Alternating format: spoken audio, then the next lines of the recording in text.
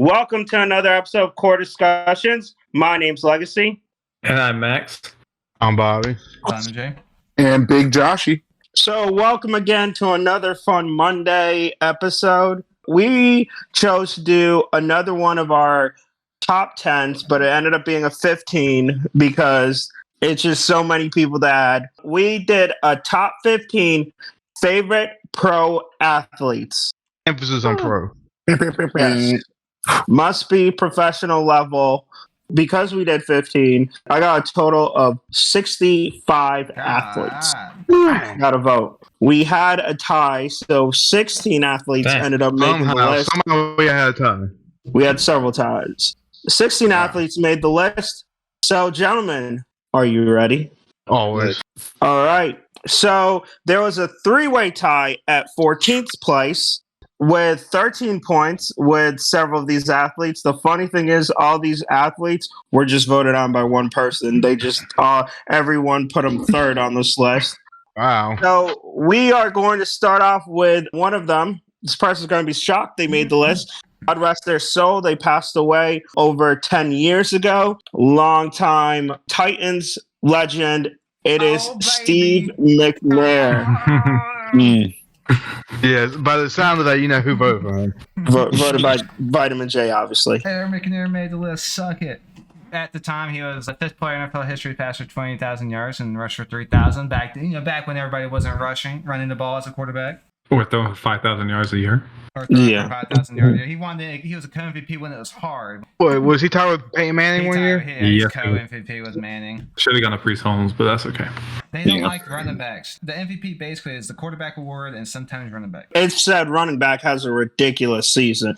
But Steve McNair was great. He was a very tough player. You know, if Kevin Dyson was just a little bit taller, he could have had a chance to take a Super Bowl in overtime and win it. Steve McNair was well known for his toughness. I think pretty much every game you watched from like 2002 on, they would always do a graphic during a game of here's what's hurting on McNair, here's what he has, and he's still playing. He would play with injuries like a hernia and stuff. Like I don't know, it's like injuries they probably would force to shut it down a player for today. I will say, I do think Steve McNair's stats would have been better if he didn't have Jeff Fisher as coach. Yes, because Jeff Fisher is an awful man, an awful coach, and an awful human being. He also had a little run on the Ravens and got him to a number one seed. Yeah. That was the year the 1 and 2 both got knocked out because the Colts beat them and then the Patriots beat the Chargers and ended up being, the 3 and 4 seeds were the ones in the AFC Championship game.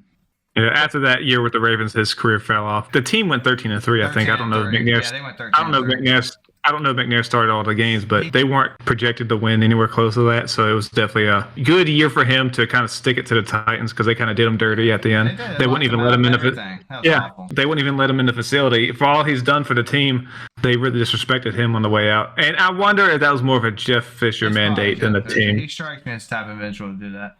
He probably encouraged Vince Young to go to the Cheesecake Factory. Going back to whatever. He was also picked third out of Alcorn State, and that is just so rare because back then, he was such a sensation that they took a guy from Alcorn State in the third overall pick. Wasn't he like on third place in Heisman voting? Even though he was like He was up there. If you look at his college stats, they are absurd. Yeah, back in the day it was called 1AA, but now it would be like FCS now. Probably, yeah. Very underrated quarterback, especially for probably the younger generation because he did sadly pass away in 2009. Gun violence, wasn't it? Murdered. He was murdered.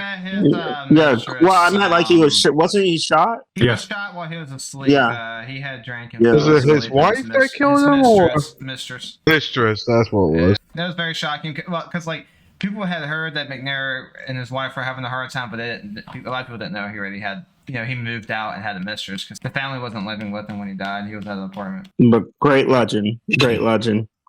All right, the next guy we're going to talk about, the person who voted for him is actually not here, is going to be a younger player who is very much argued on his place and where he goes in the pantheon of NBA greats, whether he is in the top 10 or he's in the top 15. He's probably one of the most exciting players, changed the game heavily, and last year, after his finals MVP, solidified himself more in the history books. It is Steph Curry, voted by The Mountain.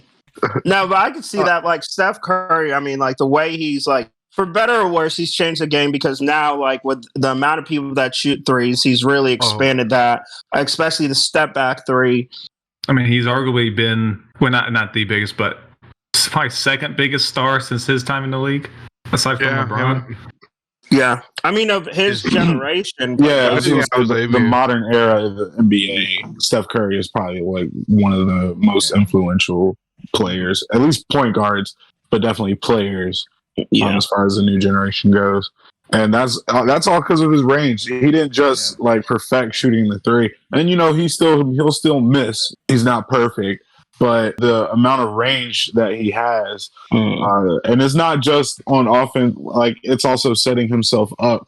All the movement around the court. I would hate to have to chase him around. Dude, oh my god! How many picks you have to run through? It's like, good lord! Like, screw this, screw this, man. And the Warrior / Steph, every player then all of a sudden has to be able to shoot somewhat with range. I am shocked when he misses a 3-pointer. Like, I never thought I'd ever see that. I am very shocked. Yeah, he missed especially wide open. I'm like, like most of the time, like, okay, he missed 3-pointer, but like when he misses 3-pointers, I'm like, whoa, what? Steph Curry can do what Larry Bird said. Larry Bird took a 3-ball and missed it. And he told the guy guarding him, was like, I can take that shot and still play in this game. You can't. That's Steph Curry taking like 35 footers. I don't think I've ever seen another player like in an NBA game shoot the three and then turn around and not look at it go in. Like I don't think I've ever seen that. Just that confident. Even so that shot and missed it while celebrating. The swaggy Nick Young, Kimber Walker did it. Yeah, I had to clarify that it go in. Well, it's just the way Steph hits some of the shots. I mean, people are draped all over him. He has like an inch of space, and he just no problem. Stifling defense. Yeah, one underrated thing is his handle. His handle is ridiculous because he can sometimes get that. That's how he gets the inch. Sometimes is his handle. Is he gets him just enough to then pull up, and I'm like, man, that dude's ridiculous. I would say like out of like all the major NBA stars, his game's probably the easiest to emulate because you can't be 6'7" athletic freak like LeBron, or you can't be like 6'11" like Giannis. I like how Hunter had him on his list, but I just didn't have enough room for him on mine. I do like Steph, but he's just not my top 15. And he's a North Carolina guy, so that does help him get some points in my book. Yeah, that helps his cause. We're going to move on to our last player, also at 14. This was voted on by solely me. Probably a soccer player. Yes, it is a soccer player. Yeah. It is Cristiano Ronaldo. Though he is known for his arrogance and can be very temperamental and petulant at times. For those who don't know, I'm a huge football fan, especially Manchester United was one of my teams. And when early they got Cristiano Ronaldo, and just the joy of watching this man play, how great he is. I just enjoy watching this play, especially like now he's past it, but old Ronaldo, go watch the highlights, Real Madrid, Manchester United. He was just like imagining dribbling and everything. Yeah, Phil, I'll agree with you, man. He was this close to making my top 15. It was between him and my last person. But I remember watching the World Cup and just being in awe. It was, I think, maybe the 2012, whichever one was in Brazil, and it was supposed to be like Neymar. Oh yeah, like that was so hype. I was just watching it, and then I just remember prime Ronaldo being that good, and then of course Messi. But I could see why he made your list for sure. That's why, as soon as you said he was the only one, I knew it was a soccer or a football player. So if this was a handsomest athlete, he might be number one. Yes, he is a pretty boy. Does he beat out David Beckham though? Close off is what we need. Yeah, we do. They both like to show off the abs, so Honestly, I'd probably go Ronaldo. A little bit of spice. Pause if needed. I need some flavor, okay? I'm not trying to eat that English food or whatever Beckham is. Mash. So I don't know. I just feel he brought me a lot of joy. Especially was there for Manchester United's dominance at that time, especially. So, shout out to him. It ended the best with Manchester United, but, always still enjoy him, always still pull for him no matter what. Coming in 13th spot was another person was voted on by two people. It was Max and D3. It is the former heavyweight champ, won it at 20 years old, Iron Mike Tyson, the baddest man in the planet at one point. Probably still the baddest man on the planet. I wouldn't want to fight him. I don't want to touch his corpse. I'm pretty sure it could still knock me out. So this man, even with that voice, was the scariest man alive at one point in time. Even with the voice. Yeah.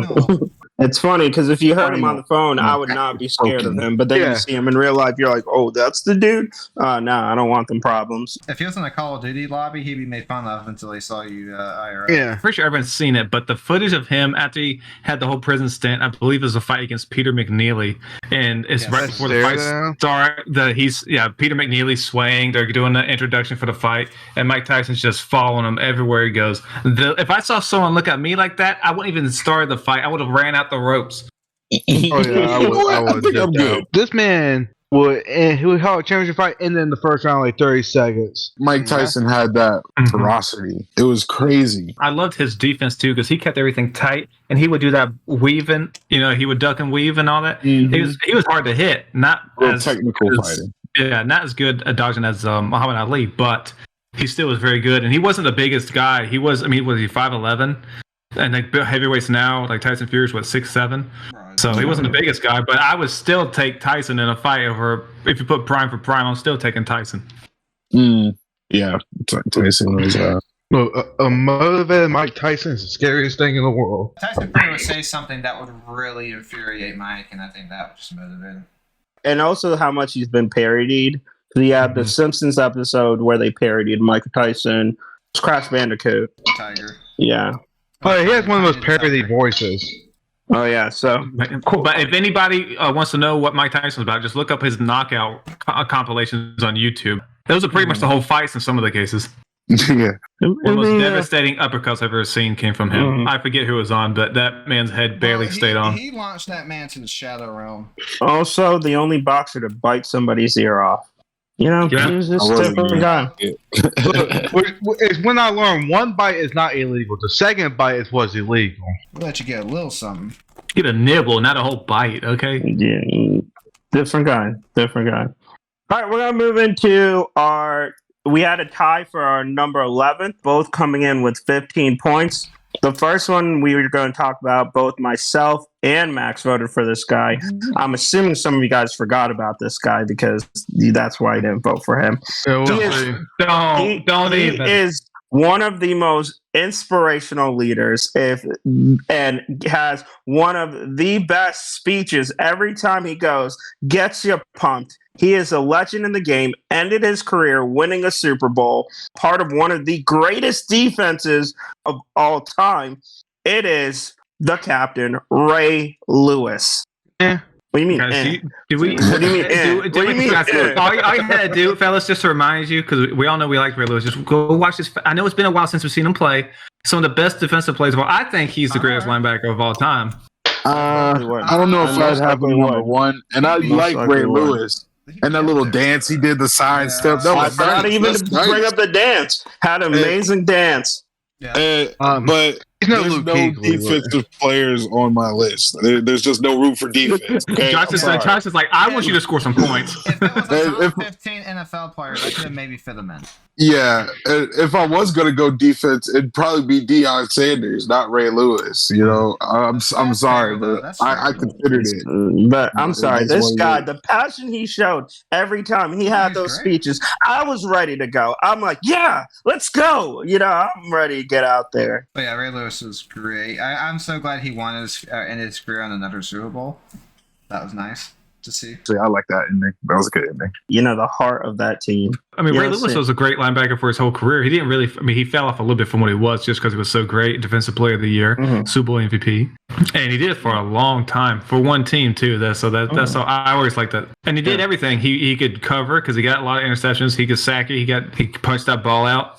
And of course, he'll wrap you up, tackle you. He probably has like 2,000 tackles. Hall of Famer. All right, we're going to go into another one coming in with 15 points.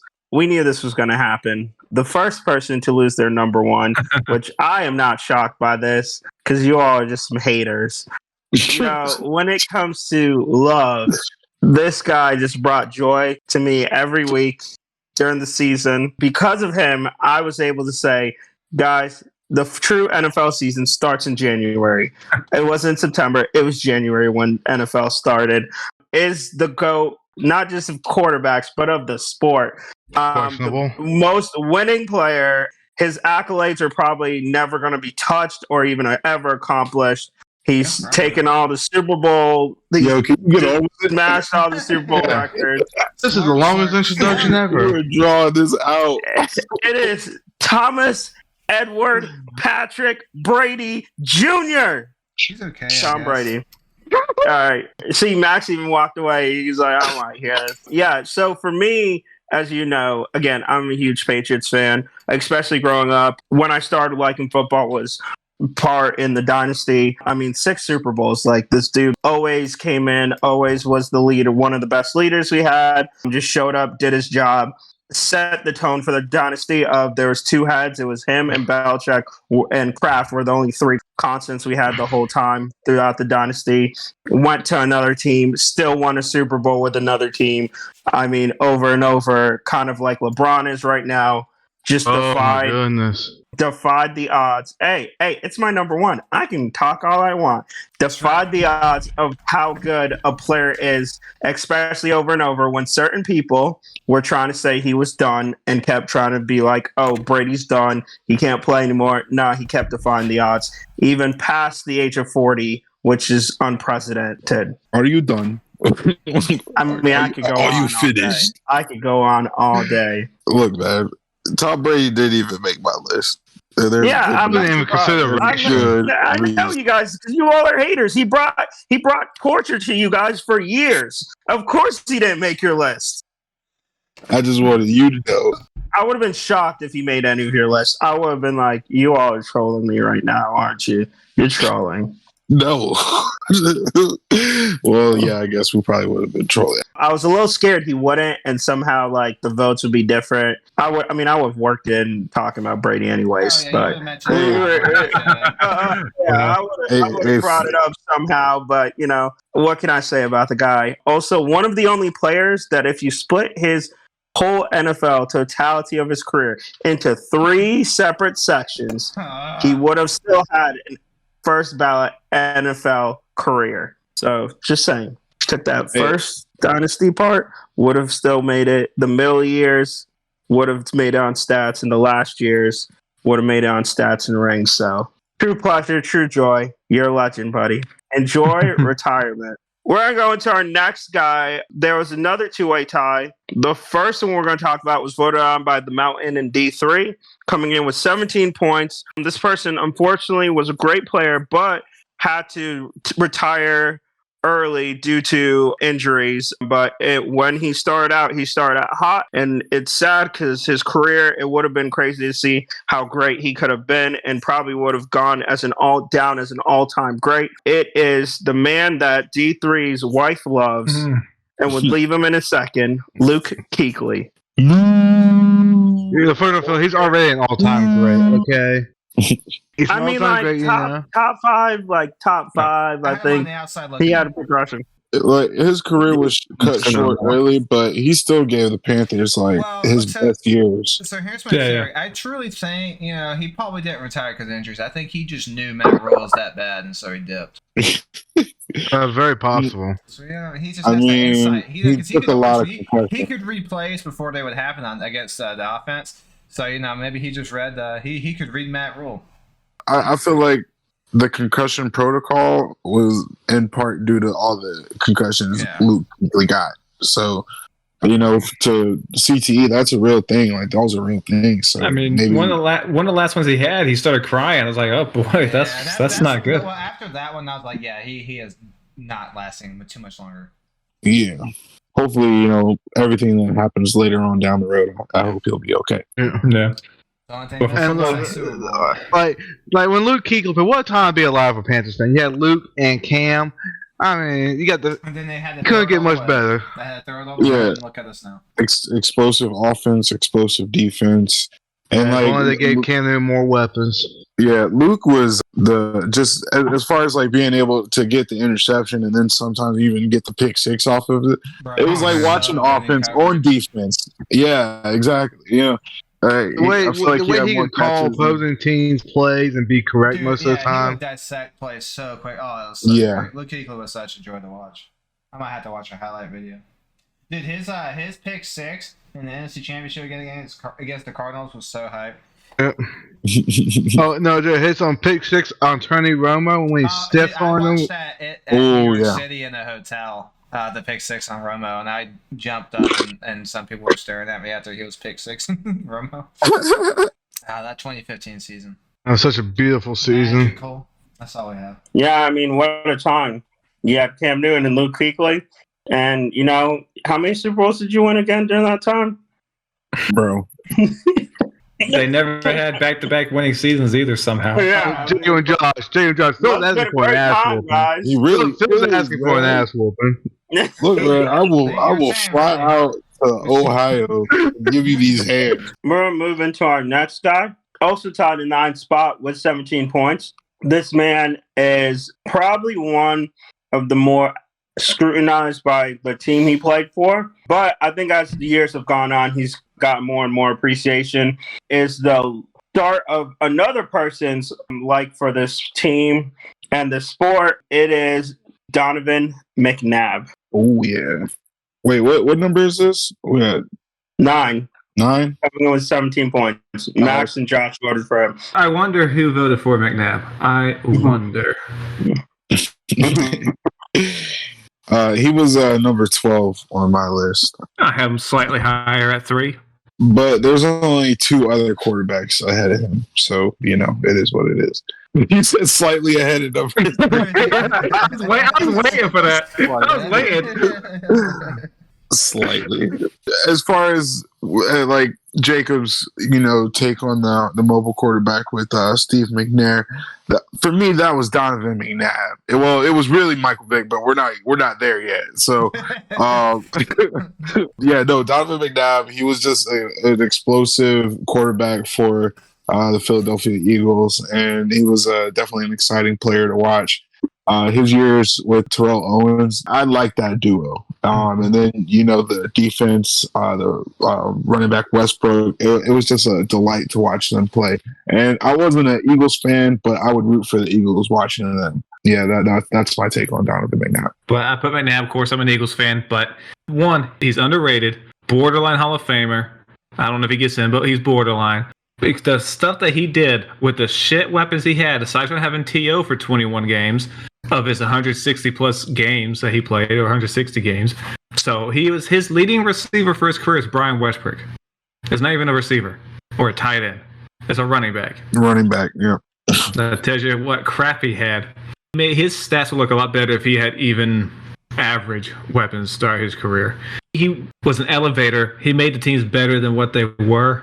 Because I think, for the most part, if they had, let's just say, Tim Couch on the team, who got drafted ahead of him, Tim Couch ain't doing that. So the teams weren't like stacked and they were carrying McNabb. I think McNabb was doing some carrying. Because I believe I don't know if he was the first one, but he did the same thing Cam Newton did when he was the leading passer and rusher for the team 1 year. Mm-hmm. Yeah, did he go to, I could be butchering this, did he go to Texas? No, he went to Syracuse. Oh, Syracuse. Oh, well, yeah. Still orange. Oh, it was the orange. That's still orange. That's what it is. And the fans booed him on draft day. I mean, come on. And but he's still not, even within the Eagles fan base, he doesn't get the credit he deserves because a lot of them still don't like him, even though he's the best quarterback in Eagles franchise history, in my opinion. No, it's Mike Vick. No, McNabb is better than Vick, and he's better than McNair. Sorry, fellas. Whoa. He made my list. Also, he's a pretty good basketball player too. Yep, he did play basketball at Syracuse. I thought he had a fun personality. A lot of people in Philly didn't like his personality, but I dug it. It's a damn shame the Patriots cheated in that Super Bowl. McNabb played against them. Whatever. We're going to go into number 8, voted on by myself and Vitamin J. This player came in with 22 points. We're going to go to the NBA. Nowadays, a lot of people love to do the crossover, love to shoot from far distance, jam on somebody, but they always forget the good old fundamentals. And when it came to the fundamentals, that's what this guy did. He did it right. It wasn't flashy, but you know what? Got the job done. Also, very. I know you're just like this player, very reliable. I know yeah. He is known as the best power forward and the best player of his generation. It is Tim Duncan.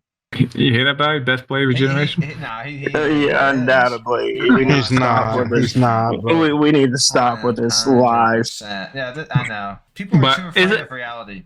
Did Duncan make playoffs every year of his career? Yes, he did. Yeah, Okay. he did. And all but 1 year did he win 50 games. And the only year they didn't win 50 games was the lockout year where they only played 50 games. You won't see a stretch like that again. No. No, I don't think so. And then, of course, 5-time NBA champ. Five-time. I believe he was like a all defense, 8 times all defensive first team. 8 times. Yeah, 7 probably times all defensive second team. So 15 times all defensive team. Yeah, one of the best rim protectors. That goes very underrated about his game. He was rim protecting, especially prime Duncan was quite the athlete. And if it wasn't for Ray Allen, he would be 6-0 in the finals, just like Jordan. Mm-hmm. Ridiculous. Yeah, I will admit I wasn't the biggest fan of him when I was younger, just because I was a big Lakers fan because of Shaq. But as I got older, I really just grew appreciation for his longevity, how he played the game. Very much a team player. Yeah. A lot of people did kind of compare him and Popovich's relationship to the Brady-Belichick relationship of just two guys. He kind of set the tone. Serious mode, all business. That's what they do. Not the flashiest, but you know what? They get the job done. I started liking Duncan after they beat the Pistons in 2005 because for some reason I really hated the Pistons. I think it was probably that too. I don't know, but yeah, that's what made me do it. I didn't like him because I didn't like Rasheed Wallace. I think I would say I think it was probably just Sheila because I like Chauncey and I like Ben Wallace. I like Tim Duncan, and it was a delight to watch him play basketball and move the rock with the way he did. And it was kind of elegant, as far as being fundamental. But my problem is, just like you, I was a Lakers fan back in the day, and for the Spurs, they usually would end up kicking the Lakers out of the finals, to get to the finals in the Western Conference. So, it's nothing personal, but I agree with everything you said. Everything you said was right on the nose, but I just couldn't have him on my list. Do you think he's the best of his generation? No, Kobe is. It's clear cut, right, Josh? But you're not there yet. It's okay. We all reach this conclusion. It's probably something that happens after I hit 30. Yeah. You start to see the gracefulness and everything he does. You know what? Tim Duncan is better than Kobe. Give me the fundamentals. Give me the old basketball play. A peach basket. Yeah, let's talk about George Michael. You're a legend, Tim. Thank you. And zero controversies throughout his career. Besides the one controversy, which wasn't even him, his controversy on the referee ejecting him for laughing. They've been struggling ever since he retired. You know what's crazy? He actually ended up winning throughout all points of his career a championship. Yep. So wins the second year, then wins again after the Lakers 3-peat. And then again with Kawhi and everything. It was just crazy. Every point, no matter what, he just kept his body right and he stuck to the basics. And that's probably what makes him one of the best power forward of the 2000s. I'd say probably best power forward of all time. But that's all I have. Maybe. There's a lot of good power forwards, great. No, he was the best. He was the best. He was the best. He was the best.